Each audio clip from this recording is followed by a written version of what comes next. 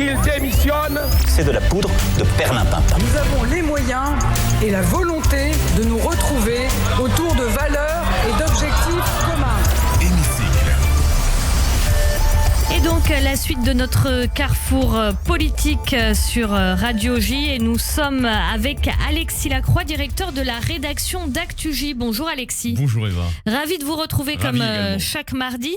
Alexis, aujourd'hui on parle des états généraux de l'information, promesse d'Emmanuel Macron qui s'ouvre donc aujourd'hui. Alors en quoi ça consiste ? Alors ça consiste en fait dans des grands débats organisé par un homme tout à fait estimable qui est Christophe Deloire, ancien confrère d'ailleurs, il était pendant longtemps grand reporter au Point, et il dirige aujourd'hui une ONG, donc RSF, Reporters sans frontières, qui a aussi, pour vocation de veiller en quelque sorte au respect d'un certain nombre de critères déontologiques dans le journalisme, mais aussi de protéger les journalistes contre les empiètements des différents pouvoirs, sachant que c'est pas seulement les pouvoirs politiques, c'est aussi les pouvoirs techno-financiers qui sont en jeu aujourd'hui. Alors, oui, je vous en prie. Oui, alors justement, que RSF s'occupe de ça, ça semble tout à fait logique, effectivement. Oui. Emmanuel Macron n'est pas forcément apprécié dans l'opinion et n'est pas forcément apprécié justement des gens qui se méfient des médias. Est-ce que le fait que ce soit lui qui soit à l'initiative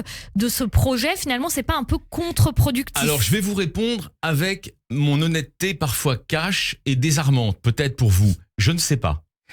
Toujours est-il qu'une initiative qui émane d'un président plutôt impopulaire en ce moment n'est pas forcément frappée pour autant d'illégitimité. Ce sont deux choses différentes. Vous voyez, comment cela va être ressenti, je n'en sais rien. Toujours est-il que, repartons des perceptions. Quelle a été l'idée du président Macron, qu'on peut critiquer bien sûr Eva, mais quelle a été son idée quand il a lancé cette, entre guillemets, usine à gaz que fustigent certains, c'est-à-dire les états généraux qui s'ouvrent aujourd'hui, du journalisme, je veux dire, des médias et du journalisme.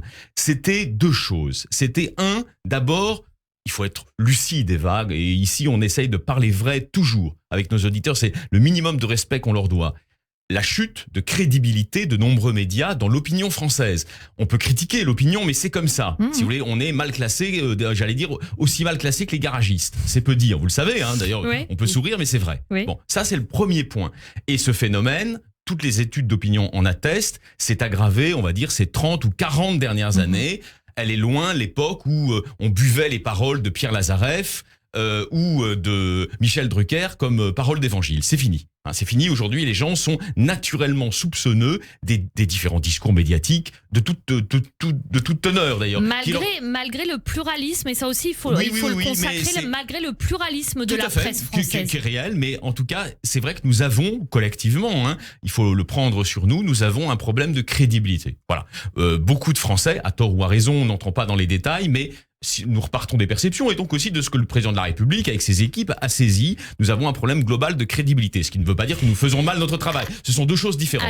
Et deuxième chose, sur le plan des représentations, et je crois que c'est très important dans l'initiative qui est lancée par le président de la République avec Christophe Deloire. Beaucoup de journalistes, alors vous allez me dire à tort ou à raison, peu importe, ont le sentiment, dans les différents oligopoles médiatiques où ils travaillent, les grands groupes de communication et de médias dirigés, on va dire, par 9 personnes en France, globalement, de Daniel Kretinsky à Patrick Drahi, de Xavier Niel à la famille Dassault, il y a à peu près 9 personnes. Et Iskander Safa, etc., il y a à peu près 9 personnes. Ils ont le sentiment, à tort ou à raison, mais on parle vrai aussi, on n'est pas là pour raconter des salades aux gens, de ne pas être libre. Voilà, c'est-à-dire que certains sujets ne peuvent pas être abordés, ou s'ils sont abordés, ils sont abordés de manière téléguidée. Donc je crois que ces états généraux répondent d'abord à cette double perception du public, des journalistes, des professionnels, vous voyez. Et alors, c'est pour mettre à plat un certain nombre de questions ensuite qui se posent. La concurrence des réseaux sociaux. Nous sommes à l'heure de ce que Alain Boer a appelé, il a raison, la twitterisation des cerveaux. Les gens sont de moins en moins accessibles à des raisonnements compliqués. À cette aune, les médias, avec leur demande de complexité, sont souvent trop compliqués pour une partie du public, je ne dis pas tout le public. Pourtant énormément de médias aujourd'hui qui se disent médias d'information sont des médias d'opinion où il y a énormément de débats avant que les faits soient vraiment précisés dans des reportages, etc. Mais il serait à vérifier quel est le segment sociologique qu'ils visent. Je ne suis pas sûr, et ça n'est pas contre eux que je le dis, j'ai des amis partout, mais je ne suis pas sûr que Marianne ou Le Point visent un segment populaire. Voilà, ça, on ferme la parenthèse. Ils visent chacun des bourgeoisies de gauche ou de droite, mais qui ne sont pas populaires. Fermons la parenthèse. Et puis par ailleurs, il y a un autre challenge, mais qui est vraiment pris dans la globalité des problèmes qui vont être abordés. On verra ce qu'il en sort, je ne sais pas, je ne préjuge de rien, Eva, je suis honnête avec vous. C'est le défi des nouvelles technologies et de l'artificialisation de l'intelligence sur notre métier, collectivement. On va se parler vrai là aussi, c'est pas la peine de raconter n'importe quoi. Il y a des métiers dont le journalisme, notamment, vous voyez, des gens qui écrivent des dépêches ou qui reprennent des dépêches d'agence pour des émissions de flux, de télévision, qui disparaîtront, bien évidemment. Ils seront remplacés par l'intelligence artificielle. C'est un vrai problème. Et troisièmement, et là on revient à ce qu'on disait au début, il y a un problème démocratique. Est-ce que nous pouvons, dans une société comme la France, une république démocratique, attachée aux droits de l'homme et au pluralisme, accepter qu'il y ait, de manière implicite en quelque sorte, et ce n'est pas du tout une position gauchiste que de dire cela, c'est une vraie question démocratique. Et je crois que le président Emmanuel Macron l'a d'ailleurs en tête. Accepter qu'il y ait des oligopoles médiatiques, indépendamment des sensibilités de leurs propriétaires. C'est d'ailleurs, pas le problème. Qui habituellement, jusqu'à présent, rentraient finalement beaucoup moins en compte qu'aujourd'hui. Bon, et justement, est-ce que nous pouvons accepter, indépendamment des sensibilités ? Et donc c'est pour ça qu'on a raison de ne pas focuser l'attention uniquement sur Vincent Bolloré. Indépendamment de leur sensibilité, nous avons 9 oligopoles médiatiques en France et de communication ultra puissants qui marient évidemment les différents médias, radio, télévision, presse écrite et site internet. Et est-ce que nous pouvons accepter que ces oligopoles, pour certains, deviennent en quelque sorte plus puissants qu'un certain nombre de pouvoirs politiques? On voit bien qu'aujourd'hui, d'ailleurs, j'en ai eu, moi, l'illustration à de nombreuses reprises dans le groupe de médias et de communication où j'avais travaillé antérieurement.